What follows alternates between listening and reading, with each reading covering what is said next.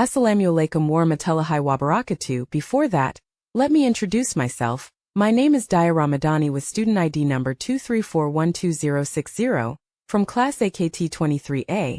In this video I will explain the material on government objectives and procedures in the Accounting Audit Course 1. The purpose of conducting an audit. A business or company conducting an audit is basically a re-examination activity. In a business or company, the purpose is for the audit to provide assistance to the business or company so that it can develop further. In conducting an audit, the auditor examines things such as completeness, accuracy, existence, assessment, classification, disclosure to cutoff. As an activity that has a very large impact, audits can influence businesses or companies in making policies appropriately and accurately. Therefore, businesses or companies that have complete and accurate data have great potential to advance and develop. That is what makes audits very important, so that businesses and companies can have and use the right data, thereby minimizing the occurrence of assuming or unfounded policies. Important stages of the audit process. In maximizing audit activities, there are several stages and steps that greatly support the implementation of these activities. However, it should be noted that each stage and step in the audit greatly determines the success of the audit carried out in a business or company. Well, here are 6 stages or steps that greatly determine the maximum or not maximum of an audit activity. 1. Preparing the required documents. The first stage or step to make the audit process a success is for the business or company to complete the documents according to the auditor's request. The auditor usually sends a list of files to the business or company management before the audit process takes place. The list of files from the auditor itself is usually called an audit checklist. The audit process usually requires documents such as bank statements, financial notes, and ledgers. Sometimes the auditor also gives direction to the management to send a chart or organizational structure of a business or company to be audited. Knowledge related to the organizational structure is used by the auditor to find out the list of names of the board and other committees that play an important role in the organization. 2. Planning the audit process to be carried out. Next, the second stage or step is to plan the audit process.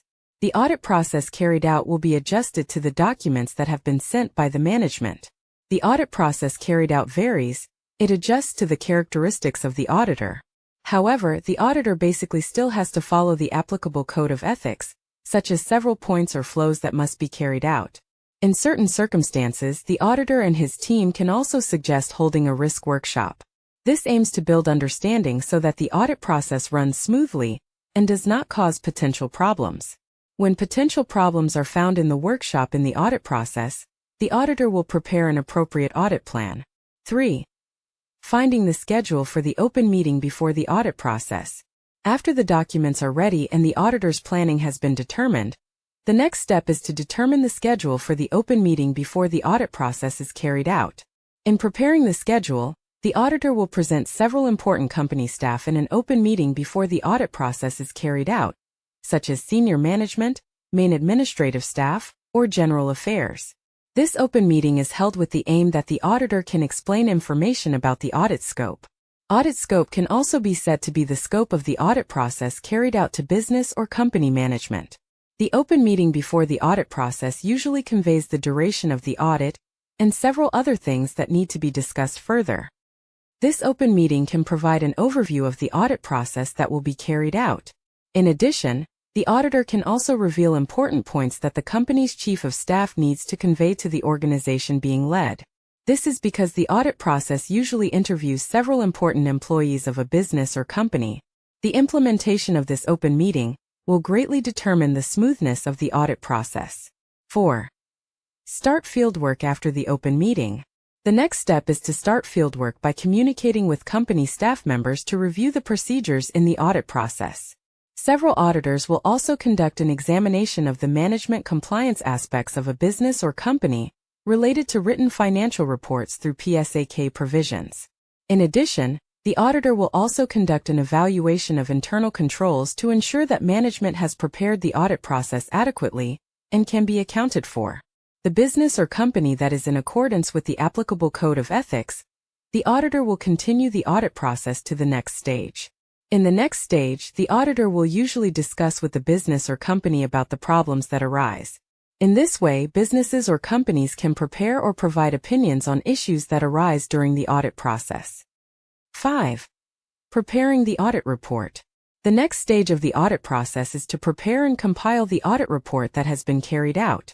The audit report will contain various information that has been successfully obtained from the audit process. The audit report is information that is explained in detail about errors or problems found after re-examining data owned by a business or company. With information related to errors or problems found in the audit report, the auditor will provide suggestions and input. The business and company that receive the results of the audit report indicate that the audit process has been completed. This will have a major impact on the company to understand the solutions that can be taken. 6. Requesting client responses at the closing meeting.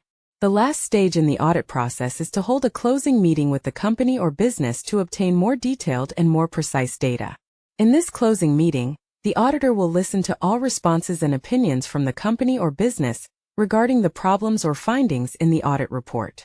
The auditor will also describe the planning of the company or business so that it can address the findings or problems in the audit report. In the closing meeting, the auditor also provides information regarding the completion date of the audit process to be agreed upon by the company or business. In addition, the company and the auditor can also discuss the contents of the audit report so that it can produce a more complete audit report. If during the discussion a problem is found again in the implementation of the audit process, the company and the auditor can determine a joint solution in the closing meeting. This aims to ensure that when the audit is completed, the company does not propose to discuss the audit again. Therefore, the company or business must be competent and adequate in complying with all audit processes. That's a little explanation from me. I apologize if there are any wrong words. That's all. Thank you. Wabillahi tawfiq wal hidayah. Wassalamu alaikum warahmatullahi wabarakatuh.